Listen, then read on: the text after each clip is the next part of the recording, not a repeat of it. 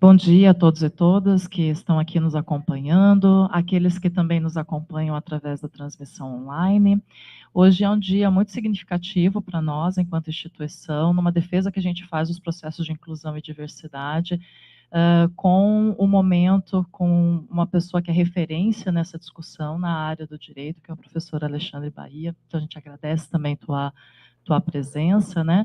E enquanto Pró-Reitoria de Ensino, que tem essa responsabilidade de fazer a articulação dos núcleos inclusivos, né, dessas discussões, desses processos, então a gente propôs esse momento em parceria com o NEGES, né, num dia como hoje, que é especial para essa temática, né, e trataremos, então, do tema da LGBTfobia como crime. Então, sejam todos muito bem-vindos. Eu passo para a Sônia também, enquanto nossa reitora, dá boas-vindas a todos, e seguimos em seguida é ótimo, né? Seguimos na sequência para a palestra com a mediação da Eliana, representando o NEGES. Obrigada, Josefa. Então, bom dia a todos nós, né? Inicialmente, agradecer a presença do professor Alexandre, que gentilmente aceitou o nosso convite por meio da...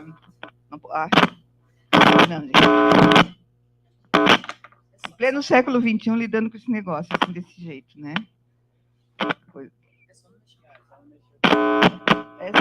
Essa pessoa não mexer em cabo não dá certo. Fala com o corpo, né? Então, de um tema tão importante, né, que nos custa caro em todas as dimensões, né, que é uma questão, seria simples, direitos humanos, ponto. Né? Mas ainda nós lidamos com,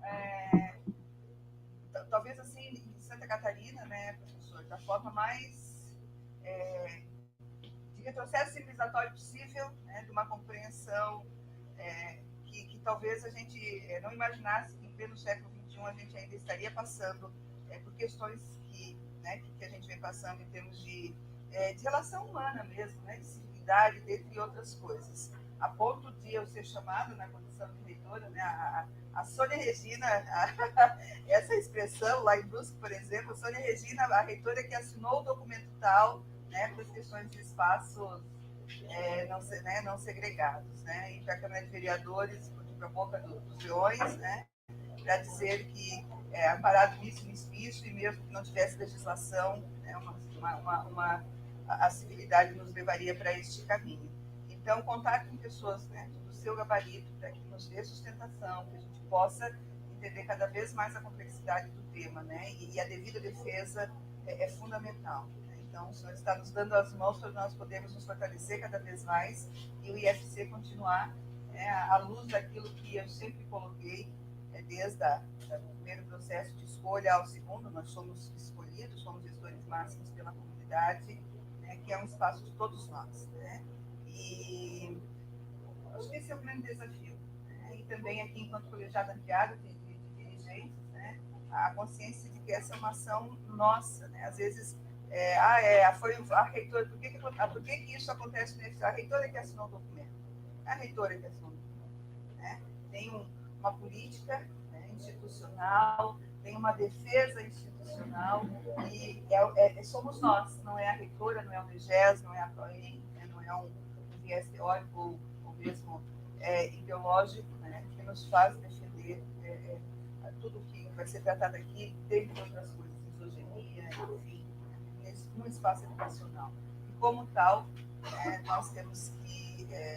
eu não sei se a melhor expressão é essa, darmos o exemplo, mas a gente tem que viver este processo. Né? Eu acho que é o grande desafio. Então, nós estamos aqui com o que a gente chama de colegiado ampliado do nosso de dirigentes, né? Tanto os diretores dos nossos campos, espalhados aqui em Santa Catarina, também os nossos diretores de ensino, pesquisa e extensão, que é quem responde, né, abaixo do diretor do campus, pelas políticas institucionais na ponta, como a gente chama, né? Como diz a Josefa, a PROEM, enquanto reitoria, tem esse trabalho de articular esses processos junto com as outras reitorias também, né? Porque não é uma falta apenas da PROEM, é de todos nós. Então, seja bem-vindo, obrigada mais uma vez.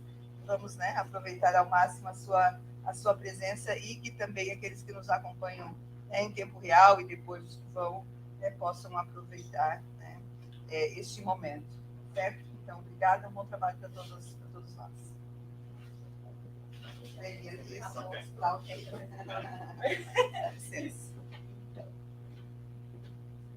Bom dia, boas-vindas a todos, né? E vamos aqui estou representando a coordenação do NERJ institucional, né? Aqui, então, eu gostaria de apresentar o nosso grande convidado, né? E é um prazer aqui nesse momento de formação do Cordilha, né? Uma promoção, né? Da ProEM e também com o apoio do NERJ. E gostaria, né, então, se me permite apresentá-lo, né? O nosso convidado, né? Nós temos o prazer de receber é o Alexandre Gustavo Melo Franco de Moraes Bahia. Ele é um professor associado do Departamento de Direito da Universidade Federal de Ouro Preto, vice-presidente da Comissão de Diversidade Sexual e Gênero da ONU em Minas Gerais, membro do Instituto Brasileiro de Direito Processual, possui graduação em Direito, mestrado e doutorado em Direito Constitucional, todos pela Universidade Federal de Minas Gerais. É pós-doutor pelo Instituto de Saúde Pública da Universidade de Minas. Atualmente é bolsista em produtividade do Centro.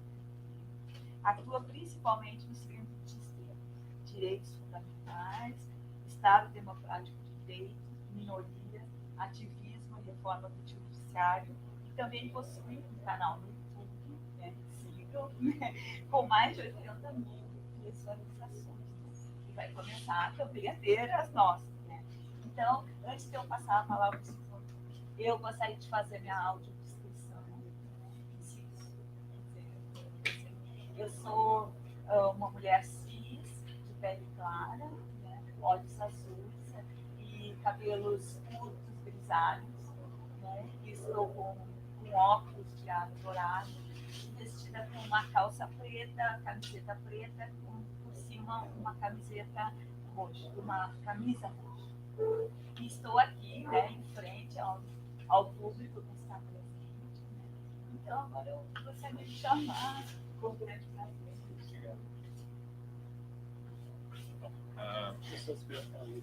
Acho melhor, né? É. Ok. Bom dia a todas e todos. Eu queria agradecer o convite de estar aqui, em primeiro lugar. Foi feito pelo Reginaldo, a gente já se conhece já há muitos anos, compartilhamos ali as desventuras do ensino superior em Belo Horizonte, né? E o Reginaldo estava falando sobre a estrutura dos institutos daqui de Santa Catarina, e eu realmente queria parabenizá-la a todas e a todos pelo trabalho que vem fazendo, ainda mais num país que valoriza tão pouco a educação. Eu acho que a gente, e como professor, né, a gente está aí na contramão, né, insistindo na educação, quando na verdade tudo que é falado o tempo todo em todas as redes, em todo o mercado, que na verdade a educação é uma coisa que não vale nada, né? Melhor é ser TikToker ou alguma coisa assim, né? Então a gente está aqui na resistência. Vou fazer também minha audiodescrição para não, antes que eu me esqueça. Eu sou um homem cisgênero, branco, eu acho que para classificação no Brasil, nunca consigo me classificar nessas histórias.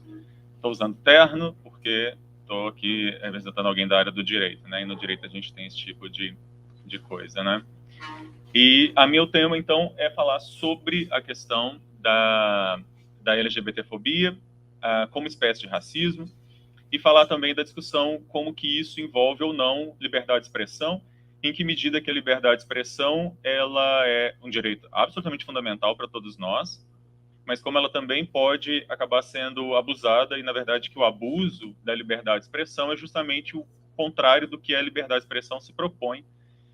E tentar pensar, então, junto com todas e todos, os problemas, as consequências do abuso dessa liberdade de expressão, e pensar como que essas questões estão tratadas pelo Poder Judiciário, algumas decisões e algumas conquistas e alguns desafios que a comunidade LGBT+, enfrenta, mas que, ao mesmo tempo, hoje em dia, essa comunidade e aqueles e aquelas que vão atuar em prol dessa comunidade já possuem alguns mecanismos para defender essa comunidade e também para se defender contra ataques, contra discursos que são justamente o contrário daquilo que prega um Estado democrático de direito, um sistema de Estado em que as pessoas... Bom, para começo de conversa, antes até de eu começar a falar, é importante a gente sempre lembrar que nós estamos sob a vigência de uma Constituição, que é a Constituição de 1988, que completa 35 anos esse ano, em outubro.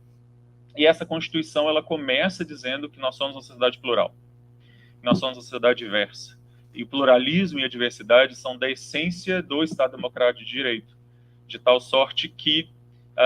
e falar sobre diversidade, sim, eu vou falar mais sobre diversidade ao longo da minha exposição, mas já de início eu acho que é importante a gente ter sempre bem claro, né?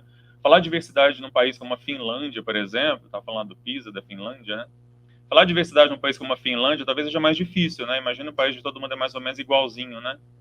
Para falar de diversidade num país como o Brasil, e que olhando aqui para esse auditório, né, imaginando as pessoas que estão nos assistindo, como não falar de diversidade num país como o Brasil, em que nós somos tão diversos, né, em que nós somos etnicamente, culturalmente. Eu venho de Minas e provavelmente eu vou soltar alguma coisa de sotaque aqui no meio da apresentação, assim que eu me...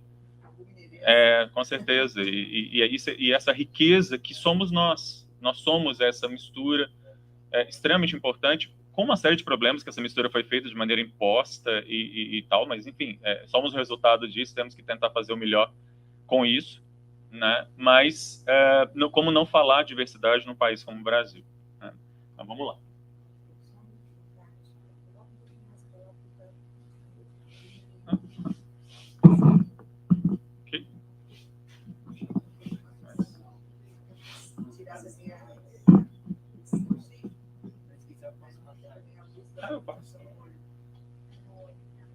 Bom, obrigado. Eu queria começar, na verdade, num primeiro momento, mostrando como que nós estamos inseridos num sistema de modernidade, e o direito é um sistema bastante eficiente para gerar, dentro da modernidade, formas de segregação. Então, na verdade, eu começo falando sobre diversidade, para, na verdade, logo na sequência, mostrar como que a nossa estrutura moderna, de pensamento moderno, é justamente profundamente anti-plural, né? E quando a gente constrói a modernidade, quando a gente constrói o sistema de conhecimento e de ciência que nós conhecemos, que é totalmente diferente do que havia na Idade Média ou na Antiguidade Clássica, a modernidade ela é feita basicamente com a ideia de normalizações, de padronizações, de encaixotamentos em categorias. Nós somos assim, nós pensamos de forma binária as coisas, aquilo que está dentro e aquilo que está fora. A grande questão disso, isso é uma grande vantagem, né? Para uma conversa, é importante a gente dizer que isso é vantagem, porque nós conseguimos separar as várias ciências. Então, você não tem uma pessoa como Platão, que ele era filósofo, matemático, físico, e 300 outras coisas ao mesmo tempo. Então, nós temos pessoas que são matemáticos, físicos e etc. Nós compartimentalizamos o conhecimento, o que é muito importante, porque a gente consegue verticalizar esse conhecimento, mas, ao mesmo tempo, ao verticalizar esse conhecimento e ao tentar encaixotar a realidade em um monte de conceitos, a gente acaba perdendo alguma coisa. E é um pouco sobre essa perda que eu quero tratar aqui, porque ao falar de diversidade, eu estou indo justamente no sentido oposto a tudo que prega os cânones da ciência moderna. O cânone da ciência moderna eu recorto um pedaço da realidade, crio uma caixinha conceitual, enfio aquele pedaço numa caixinha conceitual e está resolvido o problema. Eu estou vendo aqui os objetivos do milênio, por exemplo, e veja como é que a gente encaixota, né? São 17 caixinhas em que a gente vai...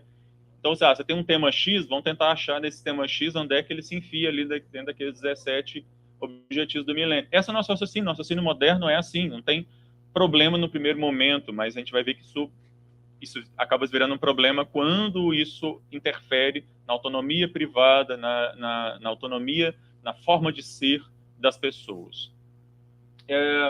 E aí, é claro, né, o direito, é claro, eu estou falando do meu lugar, né, o direito, quando ele é utilizado dessa forma, e ele é utilizado assim o tempo todo, ele pega entre várias possibilidades de ser e de existir, ele seleciona uma, normaliza isso, ou seja, transforma aquilo ali na norma, transforma aquilo ali na regra, e tudo que não for aquilo que foi pensado como sendo a única possibilidade de ser e de existir, automaticamente é jogado na ilegalidade, no desvio, na anormalidade, na doença, né?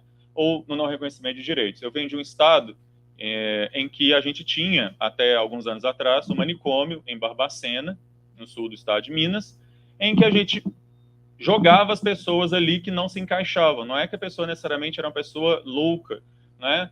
Por exemplo, várias mulheres foram jogadas no hospício de Barbacena simplesmente porque um dia ela resolveu gritar com o marido, né? Ou que uma menina que aparecia que não era mais virgem, descobriram que ela não era mais virgem, e automaticamente essa menina só pode ser maluca.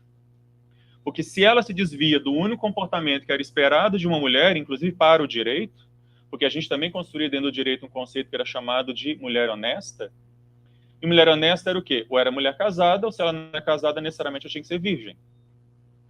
A tal ponto, inclusive, que se essa mulher for vítima fosse, né, isso felizmente caiu, mas se ela fosse vítima de estupro, uma das possíveis defesas que o réu faria em sua defesa seria de que essa mulher não era honesta, essa mulher não era virgem. E se eu conseguisse provar durante o processo que essa mulher não era virgem, não havia crime. Porque o crime de estupro era um crime contra a dignidade da família, não era contra a dignidade da mulher. Então, se essa mulher já não era virgem, a dignidade da família já tinha ido para o buraco. Então, ok. Não havia crime. E pior ainda, né? Mesmo se eu descobrisse que então ela era mulher honesta, se o agressor se casasse com a vítima, isso também extinguia o crime. Porque, afinal de contas, o mal já tinha sido resolvido, né? Afinal de contas, ela conseguiu um casamento. Então, ok.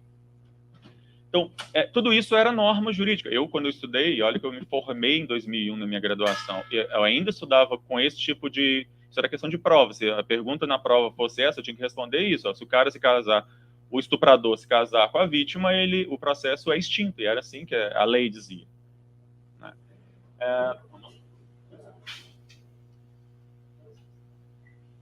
Uma outra coisa que tem muito a ver com a ideia de universalidade, de modernidade, é a ideia de universalidade. E é um grande ganho civilizatório o fato de nós dizermos que todas as pessoas nascem livres e iguais, o fato de nós dizermos que todas as pessoas, independentemente da sua cor, raça, sexo e tal, todas elas têm exatamente os mesmos direitos. Isso foi muito importante lá atrás, foi muito importante na Revolução Francesa, né, a afirmação da Declaração Universal da Revolução Francesa, obrigado. Mas isso não é suficiente. E os problemas que isso veio mostrando ao longo dos anos são que, uma vez que eu afirmo que todo mundo que todos os direitos são universais, todo mundo é livre e igual, a gente vai perceber que essa universalidade ela é baseada num certo modelo muito específico. E o modelo das declarações universais de direitos é do homem, não da mulher.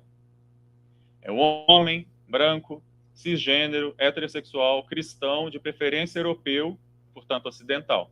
Se você não está nesse combo, se você não soma todos esses requisitos, você tem que somar todos. Ou seja, nenhum de nós aqui é aquilo dali.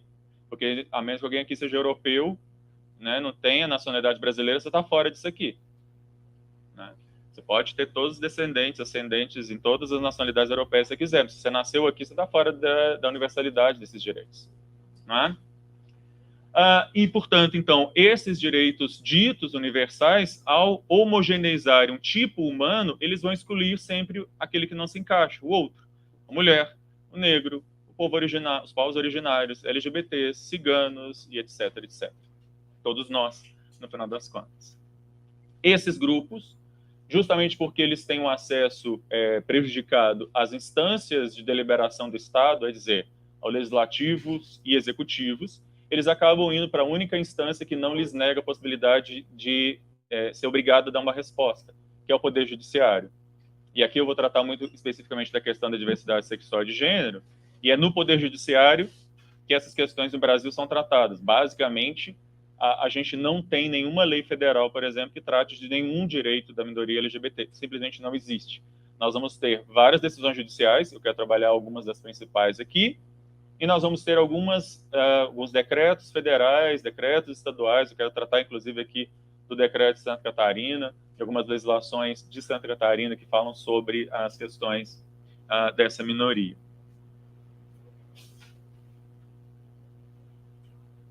Então, a gente meio que já falou disso, né? A modernidade, ela tem um certo padrão, e esse padrão ele é absolutamente excludente daqueles que não se encaixam, né? E aí a gente tem algumas consequências disso. Antes de falar da minoria LGBT, eu acho importante a gente situar que a mesma sociedade que discrimina pessoas LGBT também é a mesma sociedade que discrimina mulheres, né?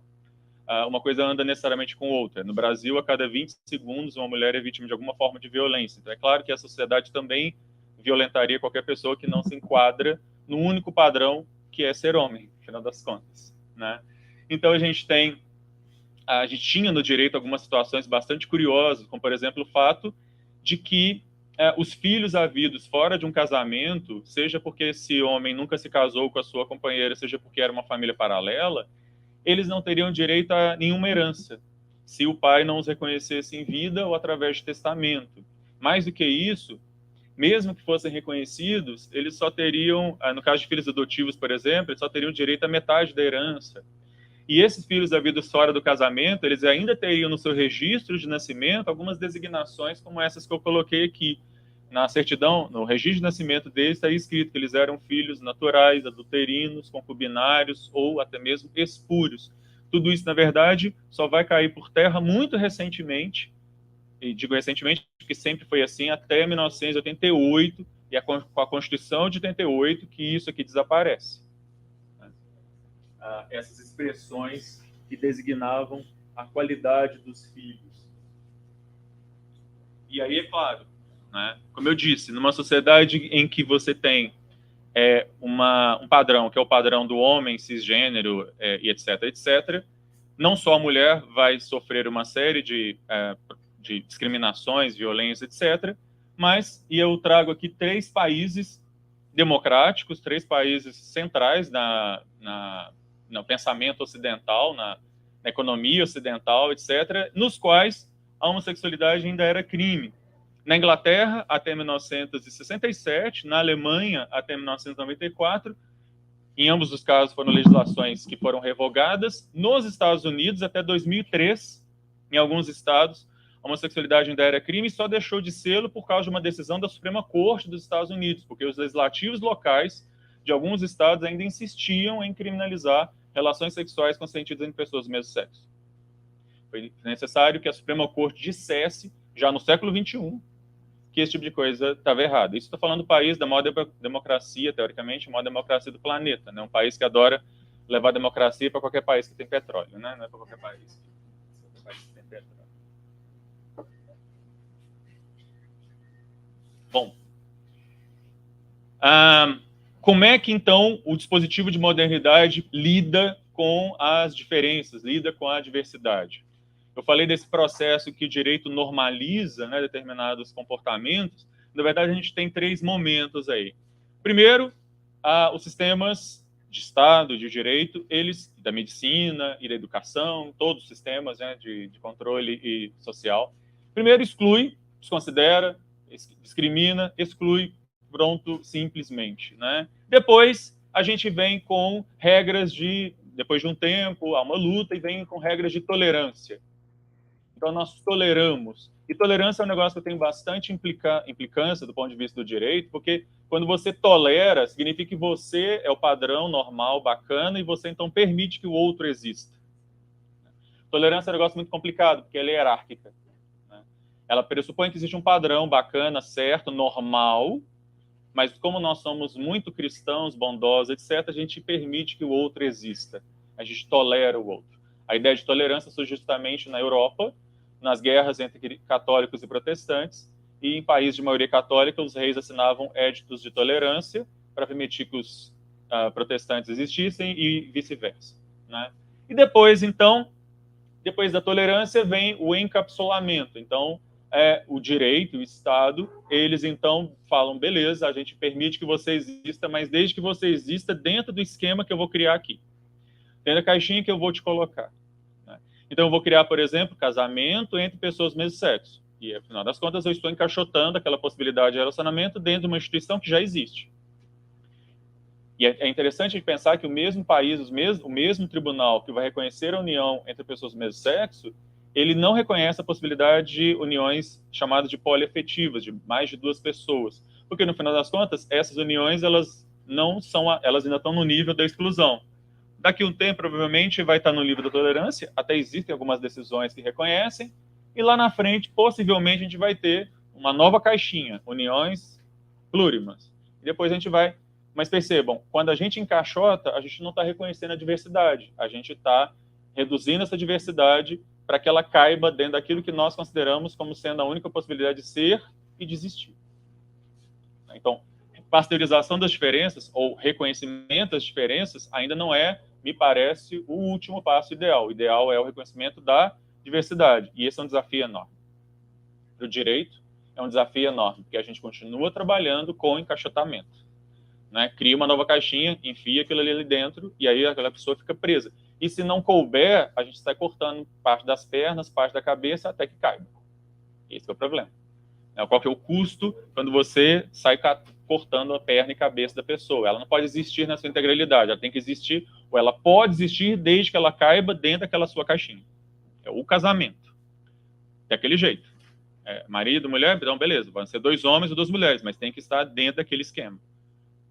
Com todas as amarras, com todas as restrições que são impostas. Aí sim a gente permite que ele exista.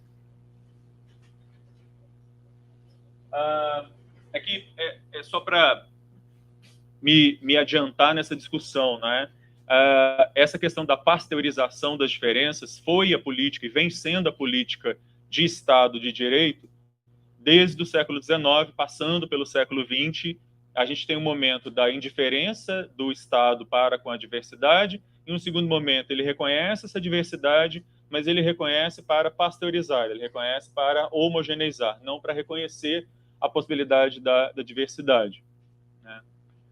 E isso muito porque, é claro, se você faz parte de uma minoria, você não consegue que as suas reivindicações sejam aprovadas nos órgãos de deliberação, porque qualquer órgão de deliberação funciona pelo princípio da maioria.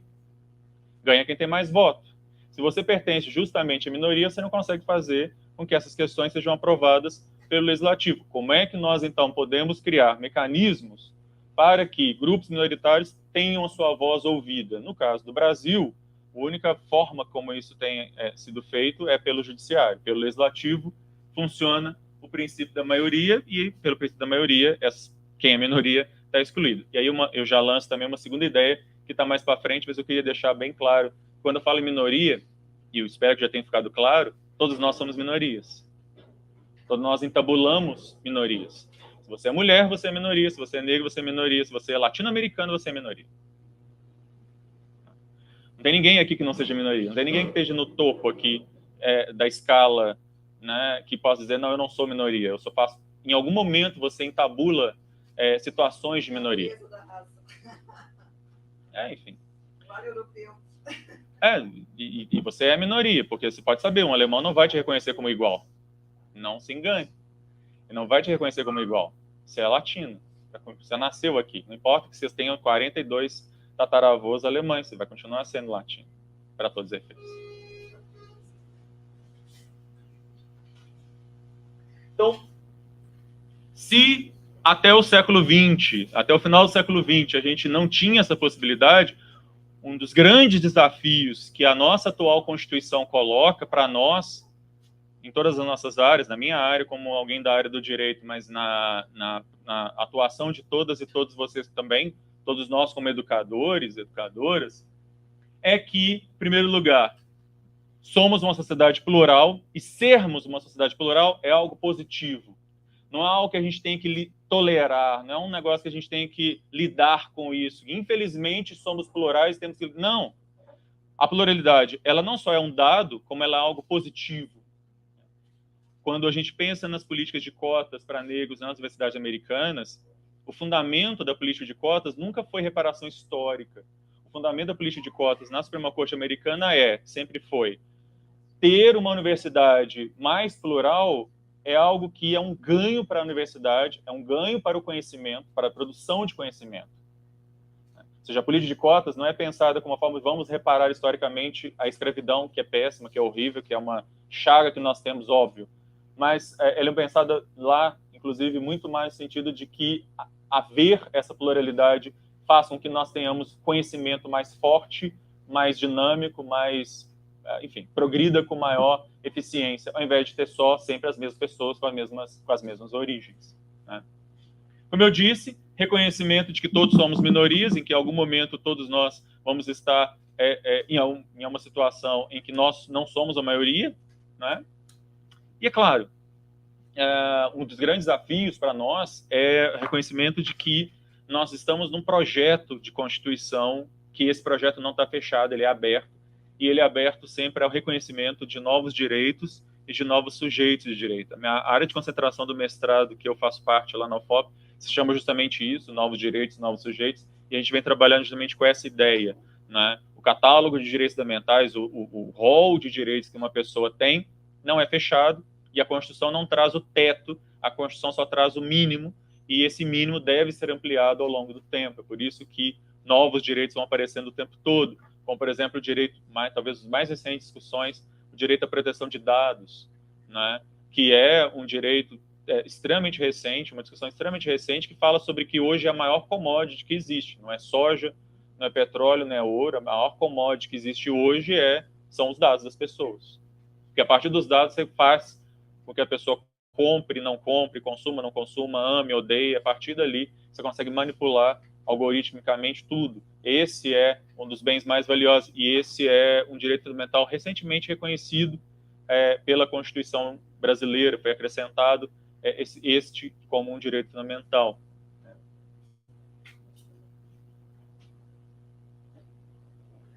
Bom, quando a gente fala que todas as pessoas nascem livres e iguais, a gente está falando num sentido mais antigo da ideia de igualdade, que é a ideia de isonomia. Uma igualdade perante a lei, uma igualdade que desconhece, que é cega às diferenças, que é algo extremamente importante quando a gente pensa, por exemplo, na igualdade do direito de voto. Claro que a isonomia é extremamente importante, o voto de qualquer pessoa vale exatamente o mesmo tanto, né? Mas que não é suficiente. Durante o século XX, a gente criou um segundo sentido de igualdade, que é a ideia de igualdade material, ou seja, o Estado, o direito, deve criar mecanismos que compensem desigualdades reais, econômicas, criando desigualdades jurídicas. Um bom exemplo disso é o direito consumidor. Eu sempre gosto de dar o exemplo do direito do consumidor e não do direito do trabalho, por exemplo, ou mesmo das cotas, que consumidores todos nós somos, né? Se você compra um aparelho qualquer e aquele negócio vem queimado, quebrado, não funciona, você vai reclamar com o fabricante ou com a loja, não é você que tem que provar que o negócio veio com defeito, é a loja que tem que provar que você fez uma coisa errada. Isso se chama inversão do ônus da prova, que não trata você como igual. Porque se fosse tratar você como igual na base da isonomia, o ônus de provar seria seu. E você versus a Apple, a ideia da isonomia é que você e o dono e a Apple têm exatamente o mesmo poder de barganha e de imposição. E óbvio que não existe, né? Então, por isso que surge a ideia de igualdade como equidade. Mas isso também não vai ser suficiente. No final do século XX, início desse século, a gente vai reconhecer que existe um terceiro sentido de igualdade, que é a ideia de igualdade como diversidade. Ou seja, se nos dois primeiros eu ou era cego às diferenças, ou eu pasteurizava as diferenças, eu homogeneizava, o terceiro sentido de igualdade vai fazer com que a gente reconheça não só que a diversidade existe, mas que ela não deve ser eliminada, ela deve ser mantida, e ela deve ser preservada. E um dos grandes desafios para nós é sabermos quando vamos usar cada um desses três sentidos, porque os três coexistem ao mesmo tempo. Nós temos aplicações dos três em diferentes áreas da nossa vida, como administradores, como gestores, como educadores, enfim, e nós temos que descobrir, caso a caso, quando é que a gente vai usar cada um desses critérios. Eu devo ter uma cota racial, eu devo ter um banheiro específico para pessoas trans, eu devo eliminar a possibilidade de falta de uma pessoa que, por causa da sua religião, não pode assistir às aulas na sexta-feira à noite ou no sábado de manhã. Tudo isso são questões que vão ser trazidas para a gente, que a gente vai ter que resolver com um desses três sentidos de igualdade. Não tem como fazer aqui uma lista para vocês para dizer quando vai ser cada um deles. Realmente vai ter que ser caso a caso, que eu vou ter que tentar descobrir como é que funciona. Isso só torna a questão muito mais complexa. Não é mais fácil. Eu, na verdade, não quero trazer facilidade para ninguém. Eu quero, na verdade, que vocês percebam o tanto que esse negócio é complicado mesmo, o tanto que é um desafio, né, para todos nós. Então, quando eu estou falando de diversidade, eu estou dizendo que tratar as pessoas como iguais ou como diferentes não é algo que seja objetivo, não tem um catálogo em que eu posso dizer, olha, sempre acontecer X coisa, a solução vai ser essa, não é matemática, a coisa não é mesmo matemática. Em segundo lugar, como eu estou dizendo, a ideia de que haver conflito ou haver não consenso, ou seja, haver dissenso, não são coisas necessariamente negativas.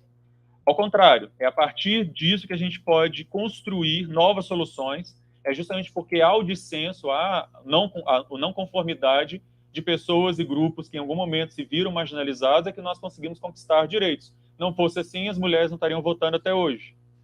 Se lá atrás, no final do século XIX, início do século XX, as mulheres não tivessem lutado pelo direito de voto, talvez elas não estivessem votando até hoje. E por aí vai. Todos os direitos que foram garantidos e conquistados até hoje sempre foram porque as pessoas não se conformam e lutam para que aquilo que está posto mude, né? Então você pode até não ter uma defesa explícita dos ideais do que propaga aí um dos várias correntes do feminismo, mas você certamente é beneficiada de toda a luta que elas fizeram desde o final do século XIX até o início do século XX, né? Isso é muito rápido, se alguém quiser me interromper também, senão não tá valendo ponto, vou fazer chamada, não, então... Não, tranquilo. Bom, eu, por enquanto, quis trazer um background, né? Vamos falar, então, agora especificamente da questão de pessoas LGBT+. E eu começo trazendo alguns conceitos. Eu sei que, bom, eu estou de frente a vários professores e professoras, então eu não gosto de conceitos também. Eu não gosto que meus alunos fiquem decorando conceitos, mas eu acho que algumas coisas são importantes a gente ter claro, assim, quando for perguntado ou quando você for questionado, você saiba responder de plano algumas coisas. Então, por exemplo, quando a gente fala dessa sigla, a gente está falando de dois grandes grupos, na verdade. A gente está falando de questões que envolvem, começar pelo lado de lá, identidade de gênero, ou seja, como é que essa pessoa se percebe enquanto ser homem, mulher, ou não, ou qualquer outra coisa. E aí, nesse sentido, de novo, o direito e o Estado sempre separar as pessoas como se elas só pudessem ser pessoas cisgêneras, ou seja, pessoas que se conformam e que estão ok com o gênero que lhes foi atribuído no nascimento. Então, você nasceu com determinados órgãos sexuais, você é homem, com outros você é mulher, e é isso, não existe nada mais para além disso. Só que a gente vai descobrir ao longo do tempo que a natureza não é bem assim, né? E a cultura não é bem assim. E vão ter pessoas que, ao invés de se identificarem de forma cisgênera com o seu próprio gênero, né? Ela está de acordo ali com o seu gênero, ela, na verdade, não se adequa ao gênero que lhe foi atribuído no nascimento, então tem uma pessoa que ela é transgênera. E eu posso ter pessoas que não se identificam com gênero algum, elas não se identificam nem com homens nem com mulheres, e, portanto, eu tenho as chamadas pessoas não binárias. E ainda tem uma outra possibilidade, são aquelas pessoas que nascem com indeterminação de gênero, logo no nascimento, que antigamente eram chamadas de hermafroditas. E a gente vai falar, então, nos intersexuais. E perceba que eu coloquei uma reticência, coloquei reticências, porque, como eu estou dizendo aqui, qualquer classificação sempre é redutora de complexidade, eu não quero justamente cair nas caixinhas e pegar todas as pessoas e botar todas elas em 3 ou 4 caixinhas. Na verdade, assim como a pluralidade é infinita, as possibilidades de identidade de gênero também o são. Como é que a gente lida com isso? É um grande desafio, por isso colocar aquele mais lá do LGBT+, porque na verdade é isso. Ou a gente vai ter que ficar multiplicando as letrinhas, começar a usar até outros algarismos para caber todo mundo, né?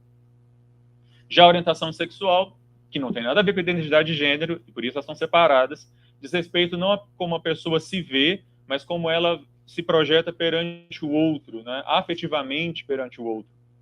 Eu posso ter pessoas que são heterossexuais, que são a maioria, em princípio, pelo menos, e eu tenho pessoas que são homossexuais, então pessoas que se interessam pelo sexo oposto, pessoas que se interessam pelo mesmo sexo, pessoas para as quais isso não é indiferente. Eu tenho pessoas bissexuais, tem pessoas que elas não se compreendem como sexualmente atraídas por outras pessoas. Eu tenho as pessoas que são chamadas de assexuais, E, de novo, eu tenho uma reticência. Por que essas reticências? Porque, na verdade, de novo, eu não consigo abarcar todas as possibilidades de ser e desistir, etc, etc. O Facebook mesmo, quando ele lançou essa possibilidade das pessoas se classificarem com relação à orientação e identidade, ele lançou lá nos Estados Unidos uma possibilidade de mais de 30, 40, 100 formas diferentes em que você poderia se classificar. Isso significa que seja uma coisa nova, né? Significa que agora as pessoas resolveram que elas são X, Y, Z coisas? Não, significa que as pessoas sempre foram. Apenas que isso não era reconhecido. Assim como não apareceram mulheres do dia para o outro em que as mulheres passaram a votar. As mulheres sempre existiram. Só que como elas não votavam, elas não eram sujeitos de direito, elas não eram cidadãs.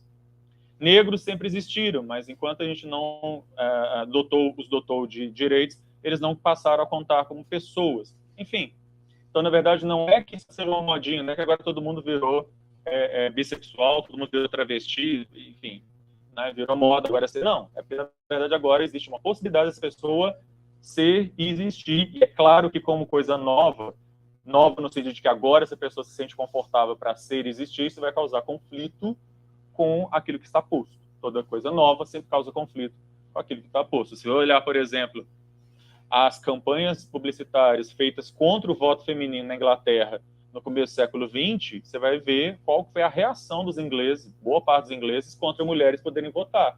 Eles diziam que seria a subversão da família, que agora o marido quer ficar em casa tomando conta do menino, que a mulher ia sair. Tinha uma propaganda que falava quem é que veste as calças na sua casa. Aí tinha uma mulher vestida de calça, o cara de avental cuidando dos meninos. Seria o fim do mundo, Armagedon, Jesus Cristo descendo na Terra, porque as mulheres passaram a votar. Em 1977, o Brasil aprovou o divórcio. Mesma coisa. Vai acabar com a família, Jesus Cristo vai descer na Terra, fogo, enxofre, apocalipse, porque foi aprovado o divórcio. Sempre tem alguém achando que vai vir o apocalipse. Toda vez que vocês virem aí, alguém dizendo que agora vem o apocalipse porque fez uma bandeirinha do arco-íris aqui na entrada do UFC, podem saber, vai ter alguém falando, já falaram isso em 77, já falaram isso lá no começo do século XX, quando a Suprema Corte dos Estados Unidos, em 1967, decidiu sobre a constitucionalidade do casamento interracial, que havia estados que consideravam crime pessoas brancas e negras se casarem, teve gente na porta da Suprema Corte com um cartazinho dizendo que isso era comunismo, permitir casamento interracial é comunismo, tá certo? A conversa é sempre a mesma. Se fosse no Brasil, mandar a pessoa para Cuba, para Venezuela, etc. Nos Estados Unidos, isso é coisa de comunista. Eles falavam, casamento interracial é comunismo. Tá certo? E vai acabar com a família, vai Jesus Cristo descer na Terra, Apocalipse, 4 cavaleiros do Apocalipse, etc. Sempre a mesma história. Sempre o mesmo espantalho moral, sempre o mesmo pânico moral é criado nesse tipo de coisa. Então, definido que a gente já sabe, então, quem que são esses LGBTI, né? Então, lésbicas, gays, bissexuais, travestis, transgênero, intersexuais e mais mesmo. Afinal de contas, eles são uma minoria, né? Existem, nós convivemos com uma série de estereótipos calcados, estruturais, com relação a pessoas LGBT. Quais são esses estereótipos? Pessoas gays são promíscuas, pedófilos, vão destruir a família, enfim, todo um rosário de coisas que são ditas e repetidas. Algumas delas eu vou falar, inclusive, mais para frente e tal. Então, eles são uma minoria não apenas porque são menos, né? Não só porque são uma parcela menor da população, mas também porque têm um acesso não privilegiado, um acesso, ao contrário, desprivilegiado às instâncias de tomada de poder, executivo e legislativo. Ao contrário, inclusive, né? Essas instâncias, principalmente quando a gente pensa no legislativo, é tomado por pessoas que justamente bradam contra e vêm impedindo, inclusive, e que fazem com que o Brasil seja, e esse é um dado interessante, né? O Brasil seja o único país da América Latina a ter 0 leis federais sobre minoria LGBT. Pode pegar qualquer país da América Latina, pode ser o Paraguai que seja. O Brasil é o único país que não tem 0 leis. Nós temos um total de 0 leis federais, né? Nenhuma. Isso muito em função de um certo público ali dentro das instâncias de formação do Congresso Nacional, enfim, que faz com que isso aconteça. Tem alguns dados de discriminação que eu queria chamar a atenção, e é claro, né, eu coloquei inclusive ali em negrito, que os maiores índices de evasão escolar são de pessoas LGBT, particularmente de pessoas trans e travestis, né? Os maiores índices de evasão escolar, baixo rendimento, as maiores taxas de suicídio, de exclusão do mercado de trabalho, maior vulnerabilidade a várias formas de adoecimento, justamente pela exclusão, né? Uma pessoa travesti, por exemplo, ela não vai no posto de saúde. E ela não vai no posto de saúde porque ela sabe que ela vai ser maltratada, que ela não vai passar nem pelo guardinha lá, pelo segurança. Se ela passar, vão chamá-la pelo nome de registro, e não pelo nome social que ela usa. Eu vou falar um pouco sobre o nome social mais à frente. E se ela conseguir ser atendida, o médico não vai querer saber se ela está com o pé quebrado. O médico vai apenas querer saber sobre a vida sexual dessa pessoa, né? Então, assim, você tem uma exclusão. Isso, se a gente pega a escola, a gente vai ter, muitas vezes, né? Vai ter isso também. Eu vejo, é claro, que institutos federais, universidades públicas, vêm construindo uma política muito interessante nesse sentido, mas essa não é a realidade da maioria absoluta dos nossos estudantes de ensino básico e fundamental, médio, enfim. E quando a gente fala sobre discriminação, é claro que eu também vou falar sobre a violência que atinge essa minoria. E quando eu falo sobre violência contra pessoas LGBTI, muita gente fala assim, mas será que a legislação existente já não seria suficiente para lidar com essas questões? Bom, vamos lá. Quando a gente fala sobre essa violência, a gente tem características que são muito particulares. Eu tenho um sujeito específico, alguém que é reconhecido como sendo pertencente a essa minoria, mesmo que não seja, mas é reconhecido como. Não sei se você se lembra de um caso de um pai e um filho, há uns anos atrás, estavam num parque de mãos dadas e eles sofreram uma agressão, um deles perdeu uma orelha, porque os caras que os agrediram achavam que eles eram um casal, quando na verdade eram pai e filho, né? Então não precisa ser, precisa que o outro te veja como sendo e pronto, já é o suficiente. E tem uma forma específica essa violência acontece, um modus operandi específico. Assim como a violência contra a mulher, a violência doméstica contra a mulher, ela tem um sujeito específico e um modus operandi específico, o racismo, violência contra idosos, violência contra crianças. Aqui também eu tenho uma situação específica. Qual que é a grande diferença da violência de pessoas contra pessoas LGBTI para esses outros grupos que eu citei? É que para esses outros grupos todos que eu citei, existem legislações.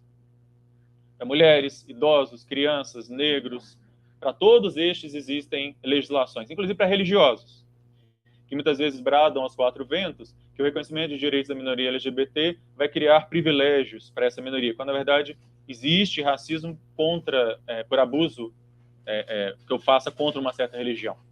Ou seja, os religiosos já estão protegidos pela lei do racismo, por exemplo, né? Uma questão específica, um preconceito específico e demanda, portanto, uma solução específica, né? Os únicos que não têm uma legislação, até então, até a decisão do STF 2019, não tinham uma legislação específica, são justamente esses aqui.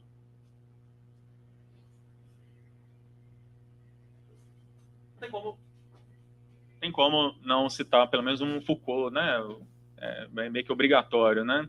E o Foucault, na História da Sexualidade, ele mostra um negócio bastante interessante, que é como que a sexualidade tal qual a gente conhece,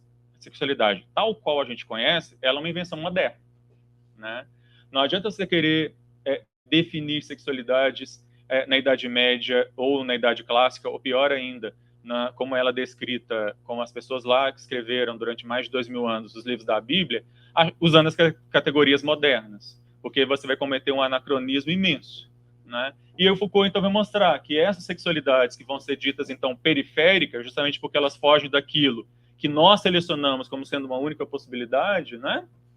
Ela provoca a incorporação das perversões e uma nova forma de assujeitamento, de discriminação que até então não existia, né? O homossexual, está tratando especificamente do homossexual, ele vai se tornar, então, um personagem. Vejam que a invocação, muitas vezes, de discursos conservadores sobre homossexualidade, etc., é sempre um tipo ideal. Eu imagino um tipo, e crio um espantalho, né, e bato nesse espantalho. Tudo aquilo que, no final das contas, essa pessoa escapa sempre para a sua sexualidade. Então, essa pessoa ela é um bancário, é um professor, é uma mãe de família, é um cara que paga todos os seus impostos, mas ele vai ser apontado como sendo a única coisa que o define ele é viado. E por aí vai. Né? E aí eu retiro todas as possibilidades de que essa pessoa é uma pessoa que está ali, paga todos os seus impostos, vai no supermercado, faz compras e atropela outra pessoa aqui, briga aqui, faz o que qualquer pessoa faz, mas eu vou defini-las por uma única questão, que é a sexualidade, é claro, não a sexualidade dela, mas aquilo que eu projeto como sendo aquilo que é a sexualidade de verdade. Muito bem. Então, será que, já que nós não temos uma lei federal, né, será que a questão da diversidade ela é protegida pelo direito? E eu começo, então, com o chamado direito internacional dos direitos humanos. Todas essas decisões aqui são documentos de que o Brasil é signatário, portanto, são obrigatórios em território nacional, sendo que uma boa parte desses aqui foram inclusive propostas do Brasil, foi o Brasil que propôs junto com outros países, né? Então, a gente tem um caso bastante interessante no Comitê de Direitos Humanos da ONU, que vai falar que é um caso sobre liberdade de expressão, em que foram falados XYZ coisas contra atores, e que essas pessoas eram gays, e foram faladas uma série de coisas, e o processo lá na Austrália resultou em não condenação, os réus foram absolvidos, se considerou que isso era um caso de liberdade de expressão. No entanto, o caso foi levado ao Comitê de Direitos Humanos da ONU, e o Comitê de Direitos Humanos da ONU vai justamente dizer que aquilo dali não está abarcado, não está protegido pela liberdade de expressão, discriminações que reduzam o outro na sua condição de igual portador dos mesmos direitos, não está protegido pela liberdade de expressão. Em 2008, o Brasil, junto com outros países, propôs a aprovação de uma resolução na OEA, e essa resolução vem sendo repetida ano após ano.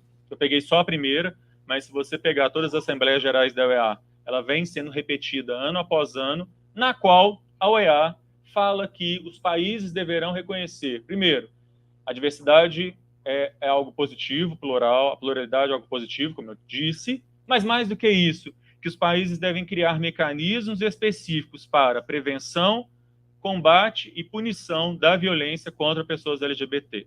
E engraçado que isso foi proposto pelo Brasil, e o Brasil jamais fez isso no nível interno. Nunca aprovou, e olha que nessa época nem era um governo, né, teoricamente não era um governo, era teoricamente um governo progressista, né, e nunca foi proposto nenhum projeto de lei nesse sentido pelo governo, né. Deputados, senadores já propuseram, mas o governo nunca propôs um projeto assim no Congresso Nacional. Em 2012, o outro documento, Nascidos Livres e Iguais, documento também do Conselho de Direitos Humanos da ONU, também vai falar justamente sobre essa necessidade dos estados criarem mecanismos específicos. Em 2017, a Corte Interamericana de Direitos Humanos, ela dá uma decisão, que é essa opinião consultiva, que apesar do nome opinião consultiva, ela é de observância obrigatória por todos os países, que é do reconhecimento do direito ao nome social, o direito ao reconhecimento da possibilidade de mudança de nome e sexo no registro de nascimento para pessoas trans, o direito ao casamento, enfim, uma série de direitos que vão ser afirmados aqui em 2017. Eu coloquei por último aí, só mais para, na verdade, mostrar o quanto que muitas vezes a gente tem algumas coisas muito avançadas, mas como que muitas vezes a gente demora para reconhecer determinadas coisas, né? Só em 2019 é que a transexualidade deixou de ser classificada como uma doença pelo Catálogo Internacional de Doenças. No caso da homossexualidade se deu lá em 73, mas no caso da transexualidade se deu há 4 anos atrás. Mas, de qualquer forma, está reconhecido, então, não mais como uma doença, mas como um direito, né, como uma possibilidade de ser e de existir. E o que diz a nossa Constituição? A Constituição Brasileira de 88, no artigo 1º, inciso 3º, ela coloca como um dos fundamentos do Estado Democrático de Direito a dignidade da pessoa humana. E essa é uma expressão que eu vejo sendo utilizada de maneira muito pouco técnica, principalmente por pessoas da área do direito. Então é importante a gente sempre chamar a atenção sobre o que significa dignidade da pessoa humana, para além de uma palavra, de uma expressão bonitinha, né? Isso significa que o Estado, o direito, as instituições do Estado devem criar duas condições para as pessoas. Primeiro, devem criar condições para que as pessoas possam se desenvolver ao máximo suas potencialidades, né?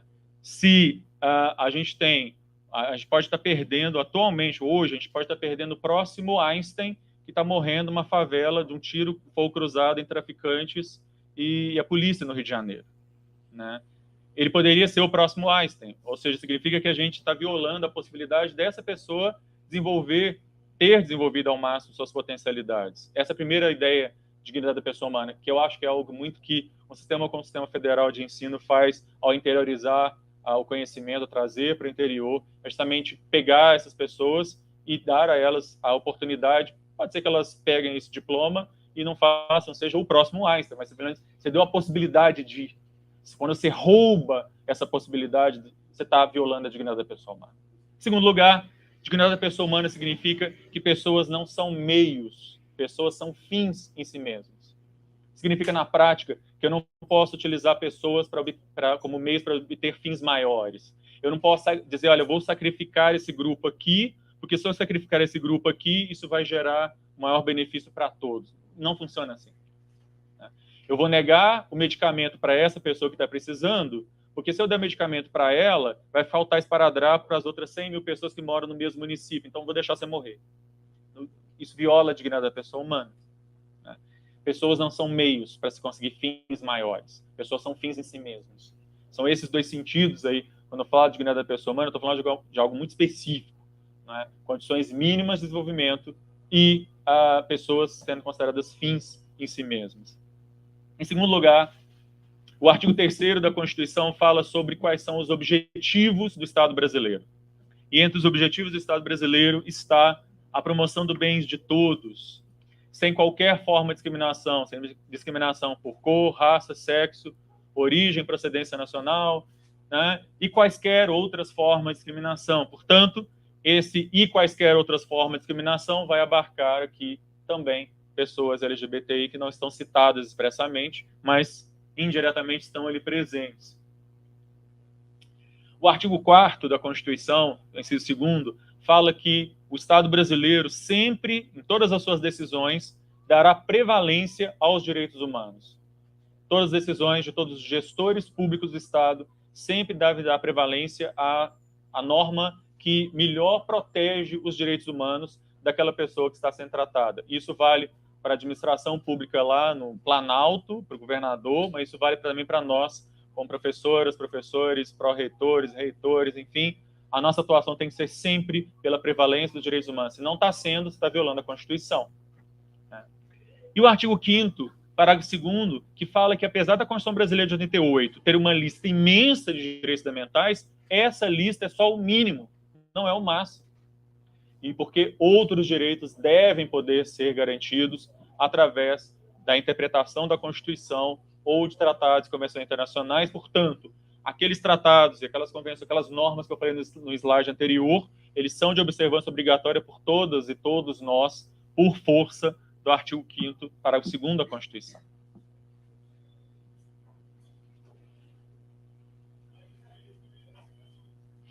Bom, quero trabalhar com alguns dados também, mostrar alguns dados, porque a gente às vezes fica falando de coisa muito teórica, né? Vamos falar de alguns dados. Em 2015, foi feita uma pesquisa, e esses resultados saíram nessa reportagem de 2016, mostrando que 73% de jovens LGBT dizem já ter sofrido alguma forma de agressão dentro das escolas.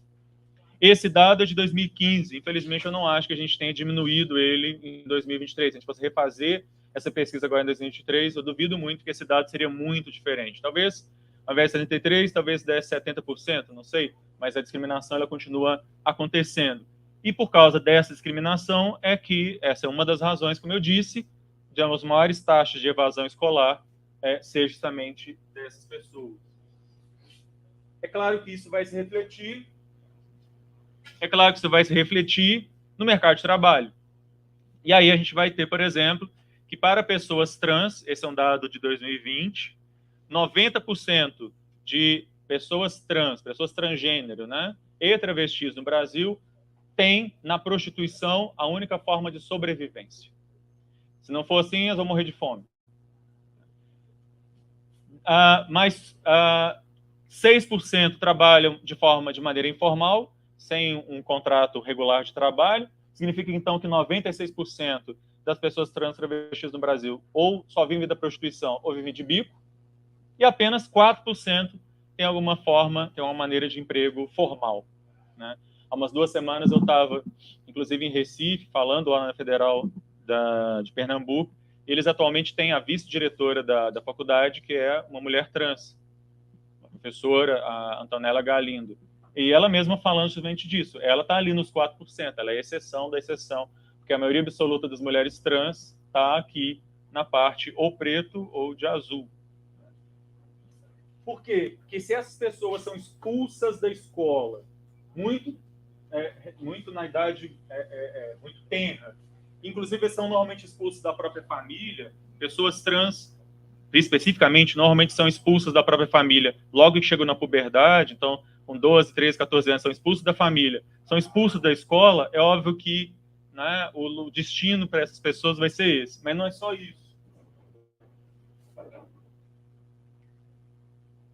A gente tem aqui os índices de mortes violentas, e como eu falei para vocês, existe uma questão aqui de modus operandi específico. Quando eu estou falando dessas mortes aqui, não estou falando de uma pessoa que morreu de bala perdida, não estou falando de uma pessoa que morreu com 1 tiro, estou falando de pessoas que morrem com 50 tiros, decapitadas, enfim, não vou citar aqui todas as maneiras, mas são mortes com excesso de violência, né? Não tiro na cabeça, são formas com excesso de violência.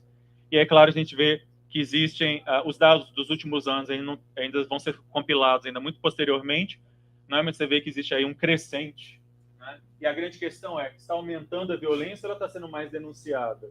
É difícil saber qual que é a realidade.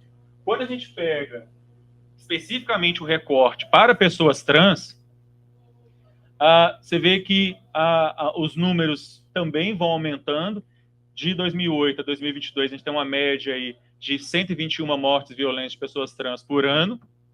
E isso vai fazer com que, se eu não estiver errado, isso mesmo.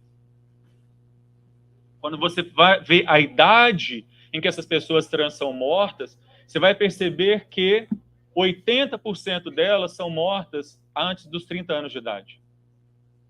80% delas são mortas antes dos 30 anos de idade. A expectativa de vida de uma pessoa trans no Brasil é de 35 anos. Enquanto que a expectativa de vida geral da população brasileira é de pouco mais de 70, a expectativa de vida de uma pessoa trans no Brasil é de 35 anos de idade, né? Isso é algo que é muito falado por vários ativistas, inclusive algumas deputadas que hoje a gente tem no Congresso, vem falando sobre isso, mas esse é um dado extremamente sério, né? Quando a gente pensa que pessoas trans, na verdade, lutam pela sobrevivência, em primeiro lugar. Elas não estão lutando por privilégios, né? Elas estão lutando pela sobrevivência. É claro que, quando a gente soma questão da orientação sexual e da identidade de gênero com questões raciais, você tem um fenômeno que é chamado de interseccionalidade, né? Você aumenta a vulnerabilidade. Então, a maioria absoluta dessas pessoas trans que são mortas são pessoas pretas ou pardas, são pessoas de periferia das grandes cidades, né, e que são mortas nessas condições. Bom, eu queria trazer algumas reflexões sobre isso, antes de eu entrar propriamente na decisão do STF, que essa forma de violência contra pessoas LGBT, ela está na estrutura de um sistema que exclui a pluralidade. De novo, eu volto na minha questão original. Porque eu excluo a pluralidade, é porque tem uma política de Estado que, na verdade, quer excluir mesmo a possibilidade de ser e desistir de pessoas que divergem daquilo que nós convencionamos como sendo um padrão, né? A Butler vai falar também sobre essa ideia de um corpo que não é digno de compaixão, nem é digno de luto. A gente vai ter essas ideias, né, de que eu tenho uma política de Estado sobre quem deve ser permitido viver e quem deve ser deixado para morrer. A ideia do Mbembe sobre necropolítica, A Berenice Bento vai pegar essa mesma ideia para pessoas LGBT e falar em necrobiopoder. E essa mesma autora, Berenice Bento, vai falar justamente essa ideia de transfeminicídio, né? de um feminicídio, que já é uma chaga social, tem uma legislação específica sobre mortes contra mulheres, ações violentas contra mulheres, mas mais especificamente contra mulheres trans. Bom, para eu poder falar da decisão do STF sobre criminalização da homofobia, eu queria falar muito rapidamente sobre essa decisão do STF, que foi a DPF 132 e a DI 4277, que reconheceu a união estável entre pessoas do mesmo sexo. Isso porque essa decisão ela foi o parâmetro, o pontapé inicial para a defesa dos direitos de pessoas LGBT no Brasil. Foi uma decisão unânime e na qual o STF ele vai justamente dizer, olha, apesar da Constituição não ser expressa sobre pessoas LGBT, ela também não proíbe. E ao não proibir, ela expande a possibilidade de reconhecimento. Essa é uma decisão que foi tomada lá em 2011 e até hoje o Congresso Nacional nunca legislou sobre o assunto.